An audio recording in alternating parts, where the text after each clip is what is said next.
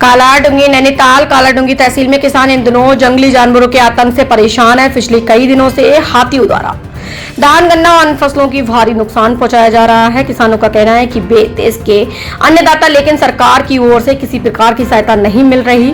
किसानों ने बताया कि फसलों में लागत अधिक होने के बावजूद दिन रात में मेहनत कर भी फसलों को जंगली जानवरों से बचा नहीं पा रहे।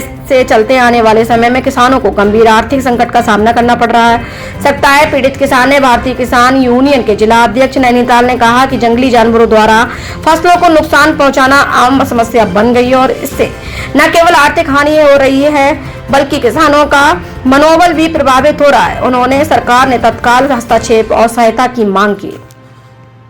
सरकार से कहना चाहता हूँ कि इसके आतंक को रोके, कल को किसी तरह की दुर्घटना न हो जाए, क्योंकि मनुष्य अपने खेतों को बचाने के लिए जाएगा और पता लगा कि हाथी ने मार दिया और फसलों को तो नुकसान कर ही रहे हैं, मगर मानव को भी खतरा है इससे।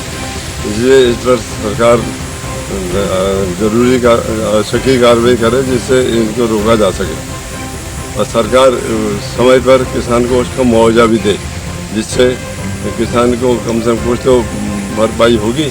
पूरा तो नहीं देते मगर कुछ जो भी मिलेगा उससे उसकी भरपाई तो होगी। किसानों की आय दुगने का, किसानों की आय तो और भी आधी हो गई। जो रेट MSP मिलना चाहिए था वो मिल नहीं रहा और न ही किसान को वो रेट मिलते हैं, क्योंकि सरकारी कांटे तो पिछली बार खुले नहीं, तो रेट कैसे मिलेंगे। इसी तरह से सरकार तो खाली एक जुमलेबाजी की सरकार बनी हुई है, वास्तविक में कुछ और है। जंगली जानवर आए दिन रोज आते रहते हैं, हाथी आते हैं, ये चीतल और में हमारे उधर फसलों का नुकसान कर रहा है, पेड़ों को काट देते हैं।